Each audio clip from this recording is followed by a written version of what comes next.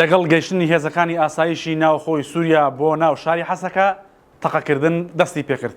کەمێک لەمەوبەر لە چوارچێوەی ڕێکەوتنی نێوان هێزەکانی سووریایی دیموکرات و دیمەشق ژمارەیەک لە هێزەکانی ئاسایشی ناوخۆی سووریا گەیشتە ناو شاری حەسەکە، بەڵام لەگەڵ داخلیبوونیان بەناو شارەکە تەقەیەکی زۆر لە ناو شاری حەسەکە دەستی پێکرد.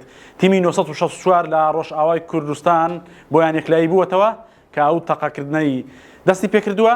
هۆزە عەرەبیەکانی شاری حەسەکە بوون و لە خۆشی هاتنی هێزەکانی ئاسایشی ناوخۆی سووریا دەستیان بە تەقەکردن کردووە. ئەمڕۆ هەموو چاوەکان لەسەر شاری حەسەکە بوون.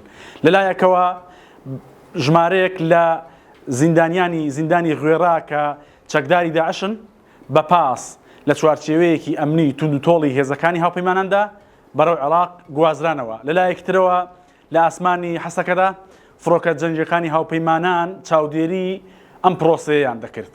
بڕیارە ئەگەر ئەمڕۆ پرۆسەکە بەم شێوازە کۆتایی پێبێت، سپەینی هەمان ڕێکار و میکانیزم لە شاری قامیشلۆ بگیرێتە بەر. ئەوەی تایبەتە بە شاری کۆبانێ. ئەمڕۆ لە کۆبوونەوەیەکدا یەکێک لە دانیشتوانی شارەکە پرسیارێک لە فەرماندەیەکی هەسەدە دەکات، دەڵێت ئایا هێزەکانی ئاسایشی ناوخۆی سووریا دێنە ناو کۆبانێش؟ فەرماندەیەکەی هەسەدە بە شێوازێک وەڵامی دەداتەوە کە بڕیار بووە هێزەکانی ئاسایشی ناوخۆی سووریا بێنە ناو شاری کۆبانێش، بەڵام ئەوان پێیان وتون نابێت بە هیچ شێوازێک لەم کاتەدا ئەوان بێنە ناو شاری کۆبانێ، لەبەرەوەی خەڵکی شاری کۆبانێ لێیان دەدەن.